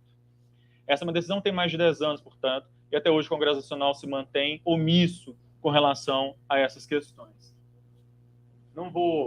Eu quero chegar logo na parte da coisa, então não vou, estou resumindo mesmo. Em 2013, o Conselho Nacional de Justiça, a partir da decisão da STF, regulamentou a possibilidade do casamento, né, de pessoas do mesmo sexo. Aqui é só para... Já que eu estou em Santa Catarina, né, deixa eu falar de um caso que já me perturbou muito, inclusive, já brigamos muito por causa disso. Havia um promotor aqui lá em Florianópolis, que ele, apesar da decisão do STF, ele continuava dando pareceres contrários à realização dos casamentos. Isso fazia com que um casamento que pudesse ser resolvido em 2, 3 semanas demorava 5, 6 anos para sair, porque tinha que ir para a justiça de primeira instância, ele perdia, aí ele recorria para o TJ de Santa Catarina, para ir o TJ, então, decidir, e nessa brincadeira a pessoa perdia 5, 6 anos para conseguir se casar. Por que as pessoas estão tão interessadas em se casar, eu não sei, mas enfim. Tem gosto para tudo nesse mundo, né? Bom, vamos lá. Beleza. Aí vamos chegar então na decisão que eu queria tratar com mais vagar aí, que é a omissão inconstitucional do Brasil de criminalizar a violência contra pessoas LGBTI. Essa decisão ela é tomada, na verdade, no bojo de 2 ações: a ação direta de inconstitucionalidade por omissão número 26 e o mandado de junção número 4733. Para eu poder falar sobre essa ação, eu queria ainda trazer alguns casos, né? Em 2007, um jogador de futebol, ele ajuizou uma ação pedindo danos morais porque um dirigente de futebol havia falado de forma jocosa, insinuando que o jogador seria homossexual. E a decisão do juiz, se vocês quiserem achar isso, eu copiei e colei, fácil de achar essa decisão, ele vai dizer, olha, se esse cara quer jogar futebol, ele que crie, e ele sendo gay, ele que crie uma liga esportiva própria. Quando eu vou levar meus filhos para um estágio, eu não quero ser obrigado a ver um jogador homossexual e não sei o quê. Essa é uma decisão lá de 2007. Essa é uma decisão de 2008, né? Um promotor de justiça que dizia que ele dava um parecer contrário para que um casal formado por um homem cisgênero e a sua companheira, que era uma mulher trans, pudessem adotar uma criança. E ele vai falar um monte de atrocidades, porque que ele achava que isso não deveria acontecer, porque não era uma pessoa normal, porque essa pessoa, na verdade, estava querendo se valer disso para fazer coisas escusas com essa criança, apesar de ter trocentos laudos mostrando que não era nada disso, enfim. Então, vocês vejam que também eu vou ter uma resistência grande aí para esse tipo de coisa, por isso que essa decisão ela é tão importante. E vejam, essas são decisões numa época em que já estava reconhecendo direitos. Esse caso aqui, eu trouxe alguns casos de violência, né? Aqui a gente tem um caso de um adolescente, lá de Niterói, no Rio, em que ele estava voltando de um jogo da seleção brasileira com os amigos, ele ficou parado num ponto de ônibus, e aí ele então foi perseguido por pessoas que já haviam agredido uns amigos dele, que eles foram na delegacia denunciar, aí ele voltou para o ponto de ônibus sozinho, e aí quando ele estava lá sozinho, esse grupo chegou lá e espancou esse garoto, esse menino, até a morte, o Alexandre Ivo. Eu conheci a mãe do Alexandre Ivo e toda a luta dela para que essas pessoas que fizeram isso fossem responsabilizadas pelo crime.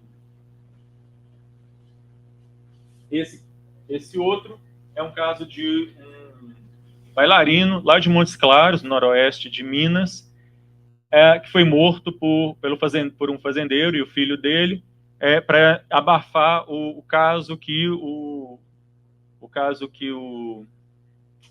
fugiu o nome dele.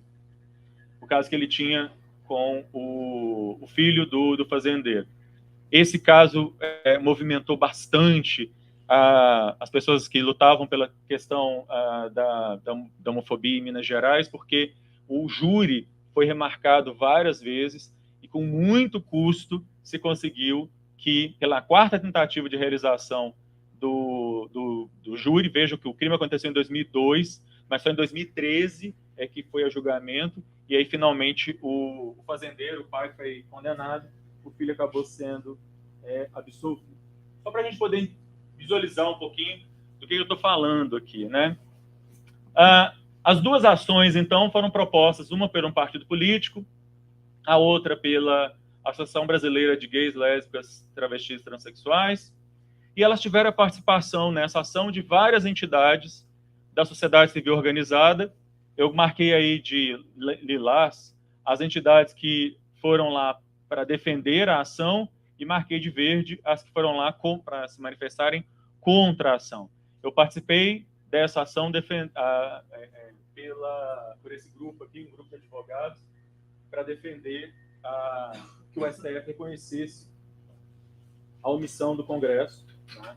E o que eram essas duas ações? Nas duas ações se considerava o seguinte: olha, o Congresso brasileiro ele está numa situação de omissão, e essa omissão viola não só a Constituição, eu vou mostrar alguns artigos da Constituição aqui na sequência, mas ela também viola o direito internacional dos direitos humanos, aquelas normas que eu citei anteriormente. E, portanto, se há essa omissão, eu preciso ter alguma forma de solução dessa omissão. Os pedidos são basicamente para que o STF reconheça essa omissão e que, uma vez reconhecida essa omissão, para que ele dê alguma solução para isso. Né? Para resumir um pouquinho a história. Então, a violação à Constituição está nesses artigos que eu já havia citado, artigo 1º, 3º e 4º, e também no artigo 5º, inciso 41, incisos 41 e 42, que falam, o 41 fala sobre a necessidade do Estado brasileiro criar legislações contra violações sistemáticas dos direitos fundamentais, e o 42 fala sobre a questão do racismo, que é uma questão importante para o que eu vou falar na sequência. E a violação ao direito internacional, algumas das normas que foram citadas, algumas eu já mencionei, mas tem várias outras aí. Depois eu posso deixar esse material para quem quiser ou fazer uma consulta mais aprofundada de cada uma dessas normas. Muito bem. O que foi decidido, então? Né? O que o ministro Celso de Mello, que é o relator, decide? Ele decide que, em primeiro lugar, o Brasil tem que adotar uma legislação sobre isso. Em segundo lugar, que a violência, discriminação contra pessoas LGBT é uma espécie de racismo.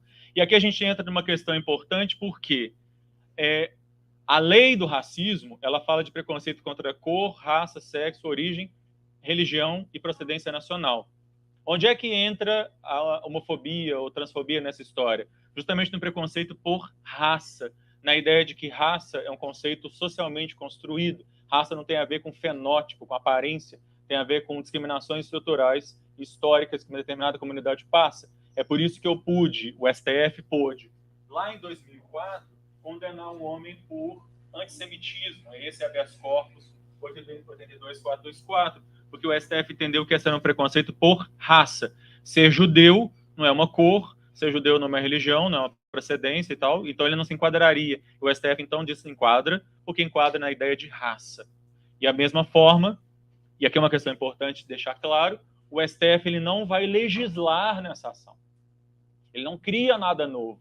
A decisão do STF é a discriminação contra pessoas LGBT, ela já é protegida pela lei do racismo. O que nós estamos fazendo aqui é apenas explicitar isso, até que o Congresso resolva fazer a lei. O que não deve acontecer nessa encarnação. Então, enquanto o Congresso não fizer a lei, vai ser aplicada a lei do racismo. E por que é importante se aplicar a lei do racismo? E sobre isso eu quero falar depois naquela roda de conversa que a gente vai ter, né? Porque o racismo ele é um crime que não prescreve, entre outras coisas, ele é um crime que não prescreve. Então, uma pessoa acusada de racismo por cor contra uma pessoa negra ou por homofobia, eu posso processar essa pessoa hoje ou daqui 50 anos. E mesmo que o processo já tenha sido iniciado, no processo penal em geral, depois de um certo tempo, se demora muito para essa pessoa ser julgada, prescreve também. No caso do racismo, não prescreve. Esse processo pode durar 50 anos. O dia que ele terminar, essa pessoa, e se for condenada, essa pessoa vai cumprir pena. Né? Mas essa é uma questão que eu quero tratar mais para frente. O STF não acatou o pedido, um dos pedidos que era para que ele, STF, legislasse. E eu estou insistindo somente nisso. Havia um pedido para que o STF legislasse, para que o STF criasse a lei. Ele falou, não vou criar. O Congresso deve criar a lei. O que eu estou fazendo aqui é apenas reconhecendo que é uma espécie de racismo, já está protegido. O Ministério de Mello tem um voto muito grande. Aqui é só um trecho em que ele fala sobre isso, eu não vou ler isso aqui agora. E aí, então, o STF decide que, né, o Congresso deve criar uma lei, parte 3 aqui, até que o Congresso faça a lei, se aplica a lei do racismo, e se a violência se der por crime doloso contra a vida, homicídio, né, doloso, a homofobia e a transfobia é uma causa de aumento de pena. Então, ao invés da pessoa receber uma pena X, ela vai receber uma pena aumentada de 1/3, 2/3, qualquer coisa assim, pelo fato de ser homicídio qualificado. E eu deixei ali o número 2 em vermelho para chamar a atenção de uma ressalva que o STF faz de que a decisão dele não atinge o discurso religioso, desde que esse discurso religioso se atenha a questões religiosas. Então, se eu digo que meu livro sagrado fala que pessoas gays vão para o inferno, beleza. No entanto, se eu digo que além de ir para o inferno, elas têm que ir para o inferno mesmo, que gays são todos pedófilos, promíscuos, vão acabar com o mundo e vão destruir todo o planeta, isso é discurso de ódio, isso não é protegido pelo discurso religioso. E para me linkar justamente com a nossa discussão, que é sobre a questão da liberdade de expressão. Aí vamos lá. Eu sei que tá longo, mas eu quero chegar aqui nessas questões. Né? Aliás, depois me digam quanto tempo que eu tenho, porque eu não quero... Ah, não, ainda tem um tempinho, né? Até às 11, não é isso? Até às 10. 10h30. 10h30, tem meia hora aqui ainda. Segurar vocês, antes de fazer a chamada. Então, vamos lá. A Constituição de 88, ela garante uma série de direitos fundamentais. Mais para frente aqui, eu vou expor o que a Constituição de 88 fala sobre liberdade de expressão. Né? Então, ela garante direitos fundamentais para todas as pessoas. Não só direitos genéricos, que valem para todas as pessoas por igual, mas ela também garante direitos para proteger uma certa minoria, como as mulheres, por exemplo, a incluir mulheres no mercado de trabalho. Eu crio normas específicas, naquela ideia lá de equidade que eu falei, mas a Constituição de 88 também reconhece a diversidade. Então, é uma pleia de direitos fundamentais, uma rede extremamente complexa, que não é fácil ser resolvida. Ao mesmo tempo, sempre se falou que nenhum direito fundamental é absoluto. Aí você pode pensar, tá, mas a vida não é um direito absoluto? Não, a vida não é um direito absoluto. Se a vida fosse um direito absoluto, eu não poderia ter, por exemplo, aborto em caso de estupro, por exemplo. Certo? Eu não poderia ter aborto em caso de estupro. Se a vida fosse um direito absoluto, eu não poderia, enfim, eu não poderia sacrificar o feto em caso de risco de vida da mãe. Porque, afinal de contas, eu tenho 2 direitos à vida. E qual que vale mais? O direito à vida da mãe ou o direito à vida do feto? Os 2 valem igualmente, então eu tenho que contar com a sorte que os 2 vão sobreviver até o final da gestação. Não é assim. Né? Então, não existem direitos absolutos. Portanto, a liberdade de expressão também não é um direito absoluto. Ao contrário, quando você usa um direito fundamental não para se proteger, para promover a sua própria existência, mas se vale, teoricamente, um direito fundamental para tratar o outro como inferior, tratar o outro como menos portador dos mesmos direitos que você já tem, isso é abuso de direito. Vou voltar de novo ao exemplo do direito de voto das mulheres. Como é que o direito de voto das mulheres foi conquistado? Pelo voto de homens. Foram os homens no parlamento que disseram que iriam estender o direito de voto para as mulheres. Mas imagina se eles fossem pensar o seguinte, não, o direito de voto é um privilégio nosso. Nós podemos votar, e já que a gente está com a bola, a gente não vai dar a bola para vocês. Né? É justamente disso que a gente está dizendo aqui. Eu estaria abusando de um direito que é um direito prerrogativo que eles tinham de não querer votar. Eu poderia não ter dado o direito de voto às mulheres. Afinal de contas, era eu que estava com a bola. Né? Os homens é que estavam com a bola. Então, a liberdade de expressão também vai ter essa dinâmica. Então, eu vou falar em discursos de ódio todas as vezes em que essa liberdade de expressão ela está sendo usada de forma abusiva. Traçar um limite entre o uso regular da liberdade de expressão e o discurso de ódio não é um limite fácil, não é uma tarefa fácil. A linha, muitas vezes, ela é muito tênue, mas é importante a gente ter claro que a Constituição garante a liberdade de expressão. Mas vejam que no próprio artigo 5º, inciso 4º, ela dá uma primeira condição. A primeira condição é: não existe liberdade de expressão anônima. Esses fóruns de internet, esse pessoal que ficou comentando em sites de notícia, não sei se alguém já teve o desprazer de ver comentários de pessoas em sites de notícia, que a pessoa sai lá, direto do túnel do tempo, lá da Idade Média, e vem comentar uma coisa na internet, né? Eu nem sei como é que eles tinham internet lá na Idade Média, mas enfim, eles vêm de lá, né? Então, primeira coisa, é vedado o anonimato. Não se exerce liberdade de expressão de forma anônima. Por quê? Por causa do inciso seguinte. Você pode falar o que você quiser, mas você tem que saber que você pode ser responsabilizado pelas coisas que você falar. Responsabilizado civilmente, ou seja, pagar uma indenização, responsabilizável administrativamente, se você estiver num instituto federal, por exemplo, eu quero falar disso mais especificamente na nossa roda de conversa, responsabilizado penalmente. Então, você tem assegurado não só a indenização por dano material, moral, dano à imagem, você também tem garantido o chamado direito de resposta, caso o veículo que promova a discriminação, o discurso de ódio, seja um veículo de mídia. Então, se é um programa de TV, teve uma emissora de TV que foi condenada a fazer todo um programa com o mesmo tempo de duração, porque ela falou que pessoas que praticavam religião de matriz africana eram todas satanistas e coisas do tipo.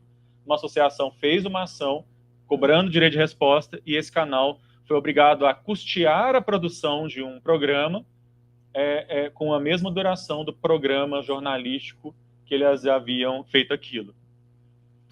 O artigo 220, parágrafo 2º, está falando sobre liberdade, os meios de comunicação, e vai dizer que é vedada qualquer forma de censura. E aqui a gente tem um negócio bastante interessante. Eu não posso censurar. A censura não é algo permitido pela nossa legislação, mas eu posso responsabilizar. Então, assim, você tem o direito de você falar o que você quiser, mas saiba que você vai poder ser responsabilizado caso essa sua fala configure abuso dessa liberdade de expressão. Então, ninguém está dizendo, e nenhuma proposta, nunca houve uma proposta de silenciamento, né, de calar pastores, poderem falar XYZ coisas, tanto que a decisão do STF faz justamente essa ressalva. A questão é que você não tem direito de abusar do seu direito. Essa frase, na verdade, era de um texto meu, eu estava procurando esse texto, e aí acabei descobrindo que tinham pegado esse meu texto, feito uma citação num site chamado Pensador, e bom, já que está o trem pronto aqui, eu vou pegar ele mesmo, né? A ideia de que se eu vou me falar sobre uma pessoa ou sobre um grupo que é estruturalmente discriminado, ou seja, existe racismo contra pessoas brancas? Vamos ver bem claro, né? Não. E essa resposta é a única resposta que existe. Mas se... Não. Sabe? Tipo, ponto final. Pessoas brancas perdem emprego por serem brancos? Pessoas brancas têm menos acesso à educação, menos acesso à saúde? Alguém já foi expulso de uma boate, de uma coisa, por ser branco? Não. Você pode ser expulso da praia, porque amanhã quem está te expulsando é o sol. Tá certo? Mas fora isso, não. Então, eu tenho como cometer racismo contra pessoas brancas? Não. Agora, eu tenho como cometer racismo contra pessoas negras, contra mulheres, e racismo mesmo. É claro que no caso das mulheres tem uma legislação específica. Mas contra pessoas LGBT, né? Se eu estou dizendo que aquela outra pessoa ou aquele grupo não deve ter os mesmos direitos que eu já tenho, quais direitos? De me casar, de ter filhos, de ir no banheiro. Nós somos um país em que a gente tem que falar até que as pessoas têm direito de ir no banheiro. Porque até ir no banheiro, a gente estava conversando sobre isso, né? Até ir no banheiro é um negócio que vira disputa nesse país. Então, se eu estou dizendo que aquela outra pessoa não tem exatamente os mesmos direitos que eu já tenho, tem uma coisa errada nessa história. Provavelmente essa minha fala, eu não estou dizendo necessariamente que ela vai ser um crime, mas provavelmente ela tem alguma coisa suspeita nessa minha fala. Então, isso não é liberdade de expressão, isso é discurso de ódio. Aqui eu trouxe um exemplo. E vejam, é um cara que é um cara da religião evangélica, né? Ele é um pastor, além de deputado. Essa fala dele, ele está usando alguma questão que poderia ser enquadrada na ressalva feita pelo STF? Me parece que não.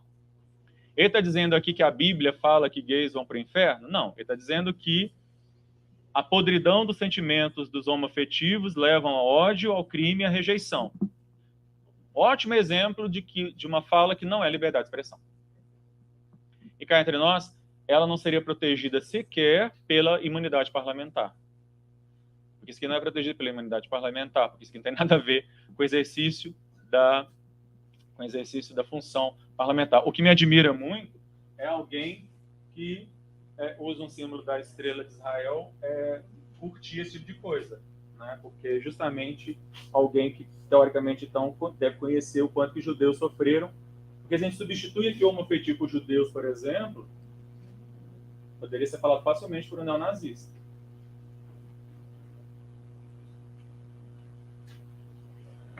Bom, então, o que a gente tem de mecanismos jurídicos quando a gente se vê face a um discurso de ódio? Então, em primeiro lugar, é importante a gente lembrar que a gente tem a lei do racismo. A Lei 7716, de 1989. Eu vou falar, de novo, eu vou falar mais especificamente sobre os artigos e as condutas descritas nessa lei, nessa nossa próxima etapa, aí, nessa roda de conversa. Então, estou já resguardando a minha audiência no meu próximo momento, né? Como bom professor. Mas eu quero falar sobre cada um dos textos, inclusive porque essa lei ela foi alterada nesse ano de 2023.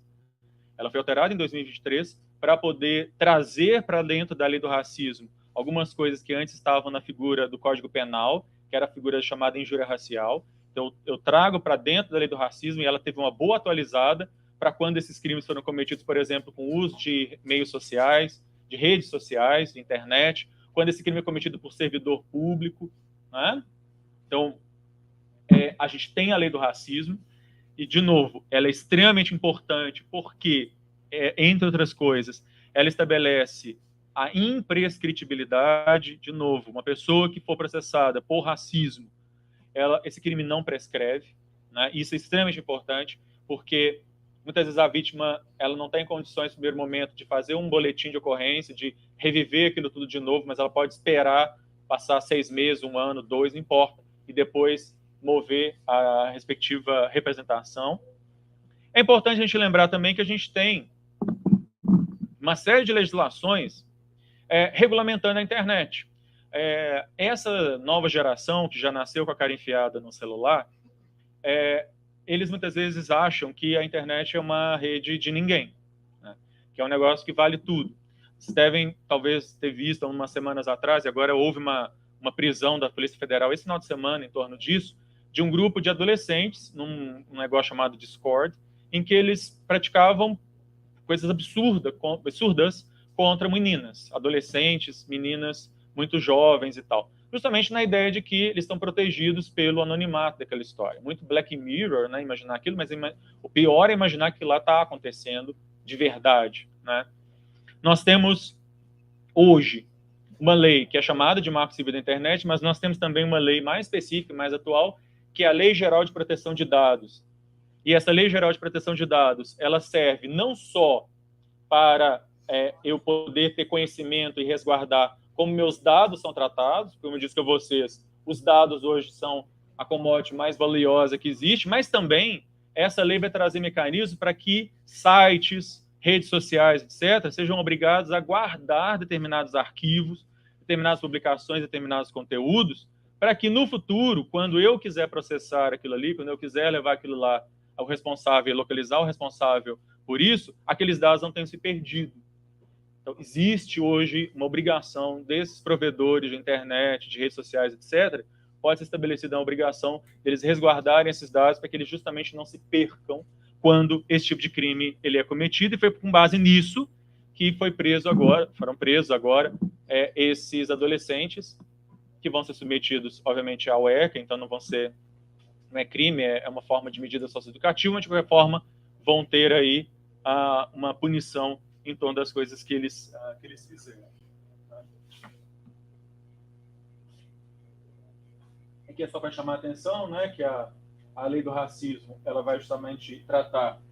Esse é um crime que não prescreve, é um crime para o qual não pode ser estabelecida fiança, né? Essa pessoa não consegue pagar para sair da cadeia enquanto ela estiver respondendo ao processo. E ser de reclusão significa que se essa pessoa for condenada a uma pena privativa de liberdade, o regime inicial de cumprimento é necessariamente fechado. Ela não vai poder começar em regime aberto nem semiaberto, ou tem que começar em regime fechado. Bom, no tempo que eu ainda tenho, eu queria falar de uma outra coisa. Tem 10 minutos ainda. Eu queria falar de uma outra coisa que eu sei que aparece muito por aí. Em Minas, a gente tem várias cidades que aprovaram legislações assim, que é a tal de proibição dos professores de falarem, doutrinarem as crianças com relação a questões de gênero e sexualidade, né? Tem várias leis que vão falar sobre as tais ideologia de gênero nas escolas, né? Que é um movimento que vai começar dentro de determinados setores da Igreja Católica, lá nos anos 90, e depois vai ganhar setores conservadores em geral para criar aí um espantalho moral, ou seja, você cria uma figura de que professores estão doutrinando as crianças para transformar todo mundo em bicha, e aí então você vai proibir os professores de fazerem isso. E olha que, apesar dos institutos federais estarem com recursos congelados, a gente ainda tem uma condição, obviamente, muito superior. Você imagina a professora, minha mãe, a professora estadual aposentada, né? Imagina minha mãe, quando ela dava aula lá no interiorzão de Minas, ela tinha que preocupar se o teto ia cair na cabeça dela, ia preocupar em ficar falando de coisa de sexualidade, de gênero para os meninos. Quem dera se minha mãe tivesse tempo e condição para falar isso. Ela não sabia nem ser ter giz, quanto mais ficar doutrinando os meninos para virar bicha. Tá certo? Então, assim, além de tudo, eu queria mesmo que a gente tivesse um sistema de educação pública tão bom que os professores tivessem tempo para falar dessas coisas. Porque, na verdade, a educação sobre sexualidade e gênero, ela é, todos vocês sabem, um tema transversal que faz parte dos parâmetros curriculares nacionais desde os anos 90. Lá nos anos 90. Quando, na verdade, quem governava esse país era um outro governo. Era o Fernando Henrique Cardoso. Foi quando eu estudei, inclusive, sobre o governo dele.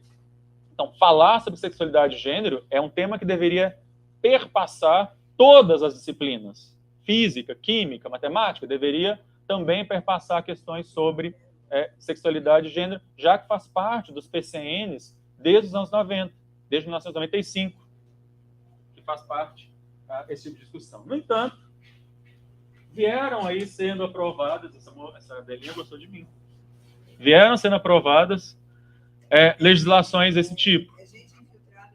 Pois aquele igual do Black Mirror, né? Com uma espião, um robozinho espião.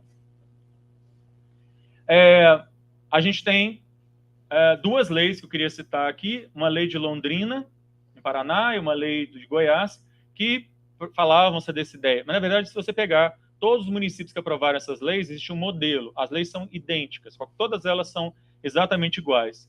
E é importante destacar, para eu finalizar essa minha debate aqui, que o STF reconheceu que essas leis são inconstitucionais. Elas violam não só competência, município nem Estado tem competência para criar ou retirar conteúdos dos parâmetros curriculares, para além do que é definido na União, e também, é claro, essas leis também violam princípios de pluralidade de ensino garantidos pela Constituição.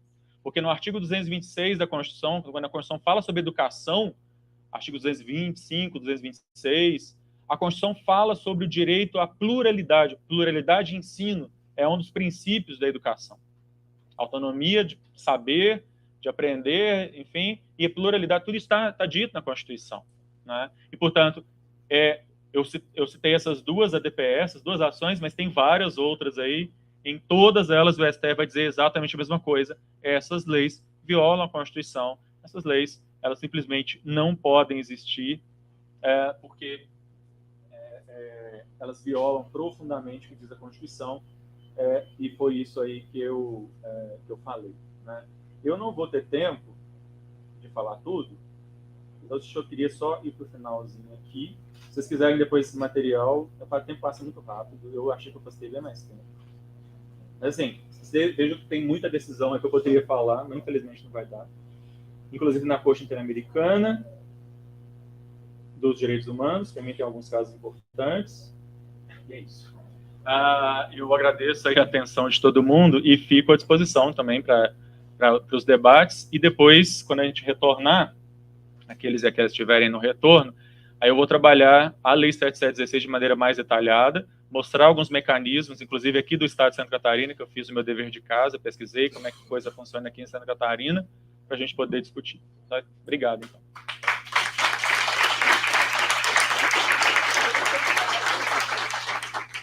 Muito obrigada. Olha, professora, foi ótimo, né? E a gente agora vai abrir, né, para algumas perguntas, né?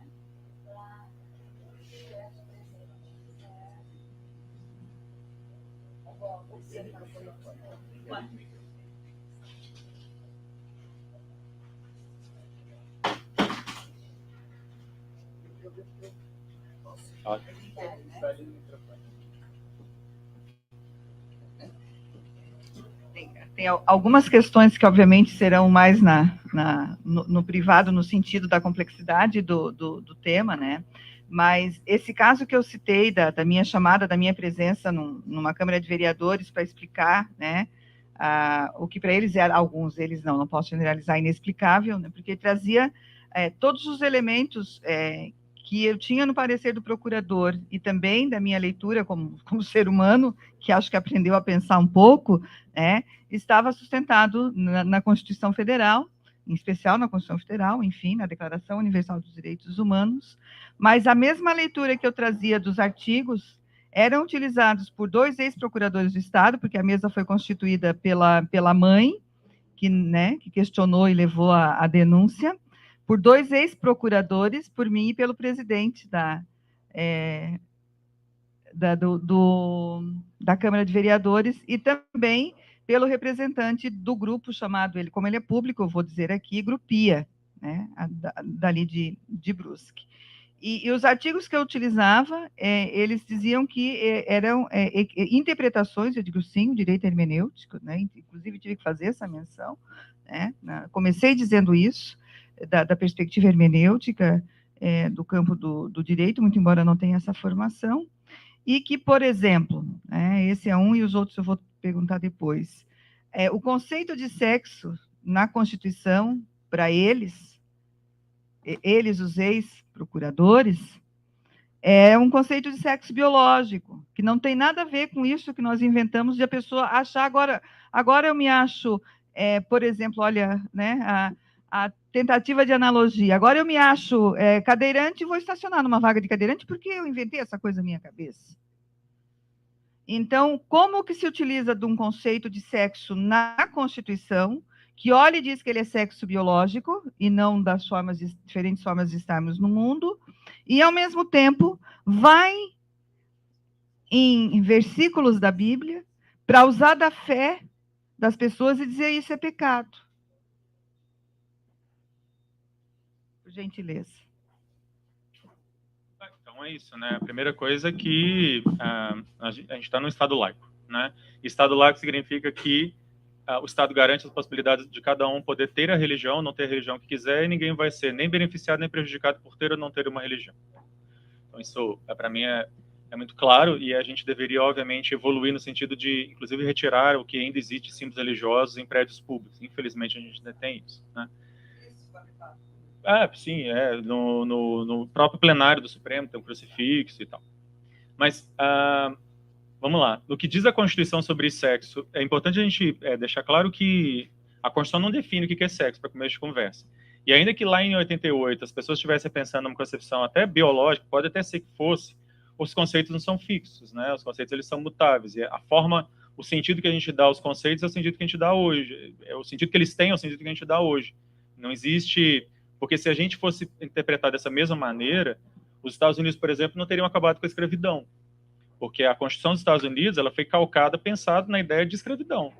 E foi utilizando a Constituição que eles puderam aprovar o fim da escravidão. Ou seja, sim, a gente não está preso aos sentidos que as coisas tinham originalmente, justamente por causa disso, da ideia de hermenêutica, né? De que isso vale para qualquer coisa da vida, qualquer obra do ser humano é sempre dinâmica, a gente não está preso a sentidos originais de nada, né?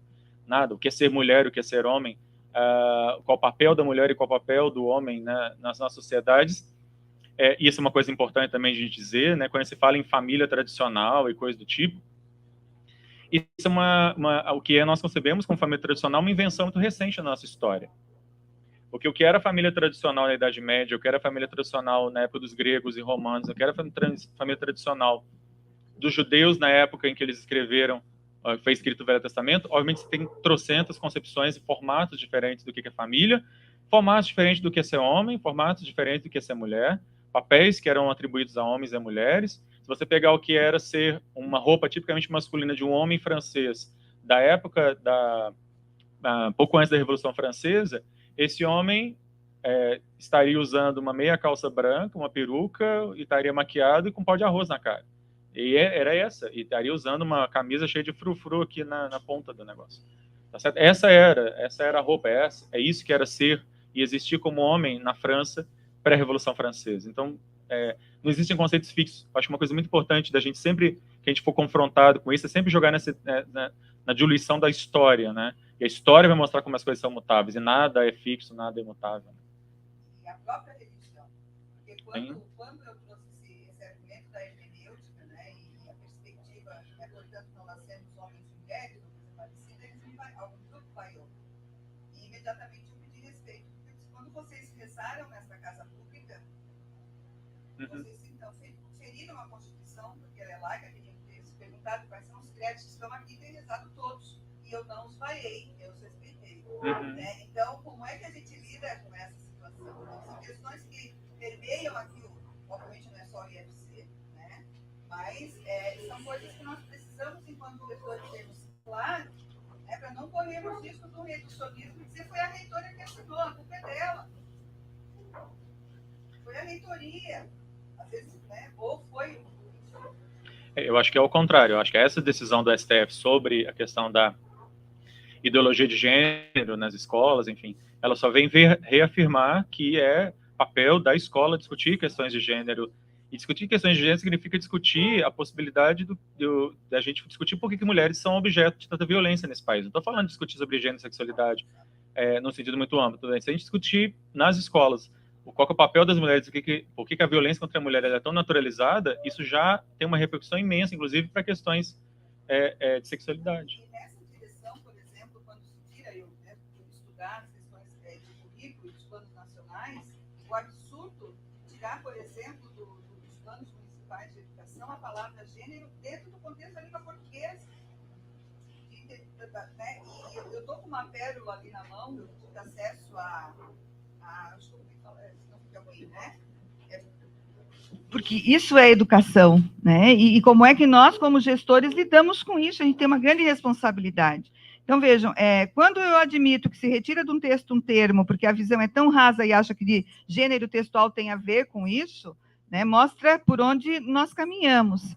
E a outra dimensão, nós estamos em Santa Catarina agora numa briga, literalmente, né, de campo, como diz o Bourdieu, em relação às universidades, uma promessa do atual governador de universidade gratuita para todos, que era para ser para as comunitárias, e agora as privadas querem o seu quinhão. Então, está lá a revisão, né, as emendas dos nossos parlamentares no âmbito do Estado. Tem uma emenda, né, de um determinado parlamentar, né, um dos mais votados, que o texto que o governador encaminhou falava em LGPD, e lá pede supressão porque ele é contra LGBTQIA+.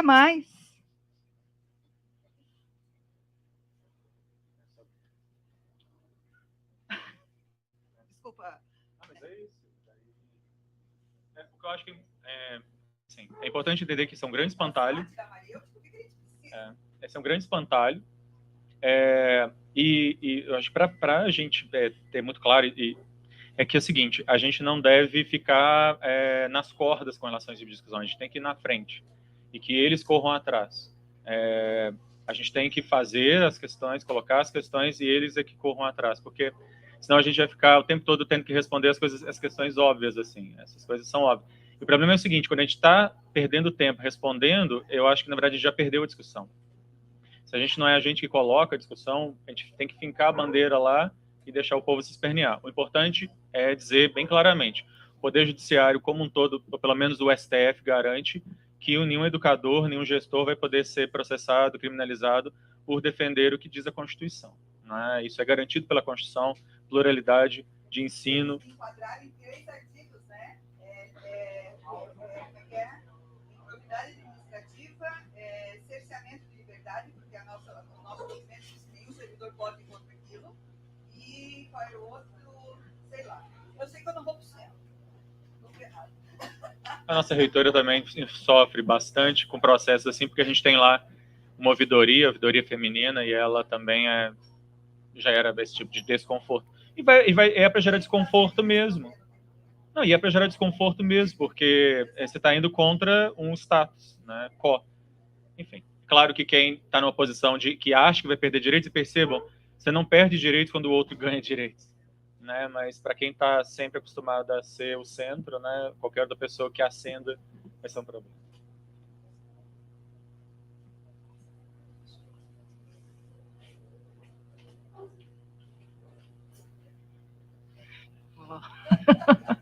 A gente agradece, professor Alexandre, pela primeira etapa dessa nossa discussão, né?